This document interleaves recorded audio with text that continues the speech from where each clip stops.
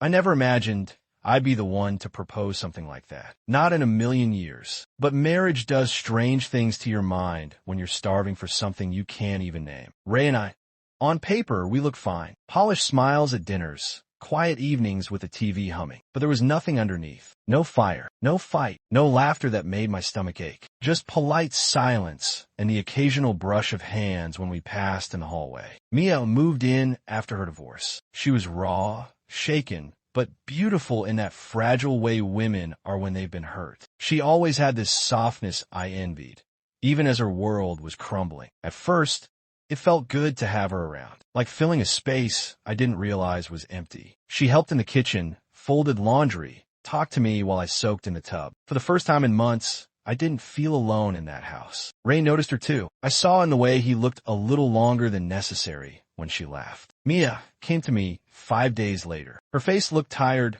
lips pressed tight, eyes darting everywhere but mine. "I need to tell you something," she said, voice barely holding steady. I nodded, waiting. It didn't feel meaningless. I didn't speak. I wanted to, but nothing came. I didn't plan to enjoy it. I thought it would just be a favor, an experience. But something happened. He made me feel seen, not just touched, not just wanted seen. I felt a chill crawl over my spine. "Are you in love with him?" "No," she said too quickly, then paused. "I don't know." The words sat between us, sharp as glass. I didn't mean to fall into it. "I thought you were in control of this, Lena. I thought you knew what you were doing. I thought I did too." Ray didn't deny it when I asked. He didn't act ashamed. He looked tired, worn out, and calm in a way that made it worse. "You feel something for her now?" I said. He didn't respond right away. "I felt something that's been missing for years. And you couldn't feel it with me?"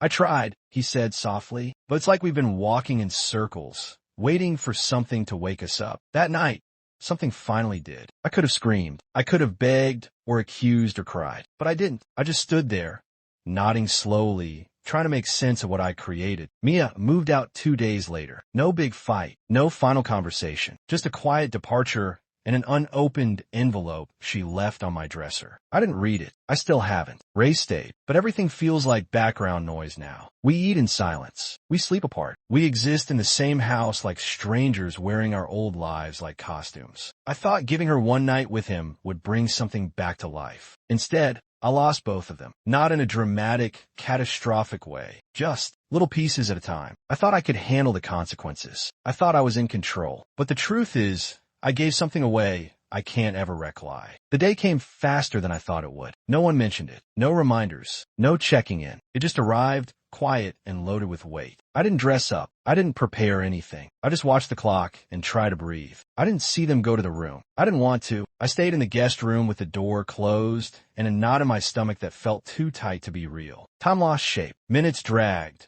Hours collapsed into themselves. I imagined them behind the wall. I couldn't hear anything, but my mind filled the silence with images I couldn't stop. Her breath, his hands, the sound of skin meeting skin. My thoughts betrayed me, painting every detail in brutal clarity. And worse, I didn't feel anger. I felt envy, because for one night, he would look at her like a man who wanted something. He would speak to her with hunger, and I would never see that again. When the door opened, I didn't move. I listened to footsteps. No one spoke. I didn't ask, and they didn't offer. Ray returned to our bed like nothing happened. He didn't touch me, just lay down and turned his back. I watched his shoulder rise and fall with each breath. I didn't recognize him. Not really. The next morning, Mia acted normal. Too normal. She poured coffee, asked if I wanted toast, like we hadn't crossed a line that shattered everything. Her eyes met mine for just a second. Something had shifted. I could feel it, but neither of us said a word. Ray went to work like usual, kissed my cheek,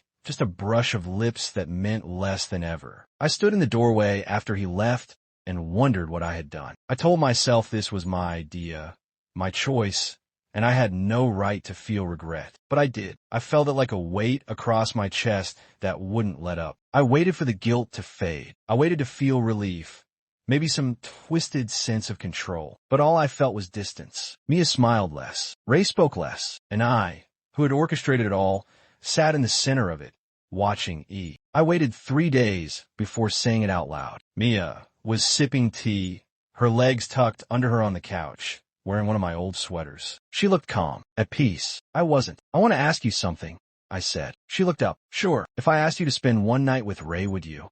Her face didn't move. Just a blink. What? You heard me. I thought you were joking. I'm not. She laughed nervously. That's insane. I didn't smile. It wouldn't mean anything. Just one night. No expectations. Why would you even suggest that? I don't know. Maybe I just want to see if he's still capable of feeling something. She stared at me like she was trying to read between lines I wasn't writing. That's not fair. Nothing about this is fair, I said. You're here. He's here. And I feel like I'm not even in the room anymore. I can't sleep with your husband, Lena. I'm not asking you to love him. I'm asking you to try something for me. Just once. She stood up. I think you need to figure out what's really going on with you. I already did. I'm empty. I'm watching the two of you breathe life into each other while I sit in the dark, pretending I don't see it. She didn't answer. She just left the room. For 2 days, we didn't speak. I didn't bring it up again. I thought she'd stay silent forever. But on the third night, she knocked on my door. If I say yes, she said, you can't hate me. I won't. And he has to agree. Without pressure, of course. I don't understand this, Lena, but I'll do it. For you. I nodded, swallowing a lump I didn't expect. Later, I told Ray. He stared at me like I'd just confessed a murder. Why would you want that? I want the truth. I want to see who you are when you think I'm not looking. He didn't answer right away. Then he said, if that's really what you want, fine. That was it. No arguments. No breakdown. Just agreement. And that terrified me more than anything else. Because it meant he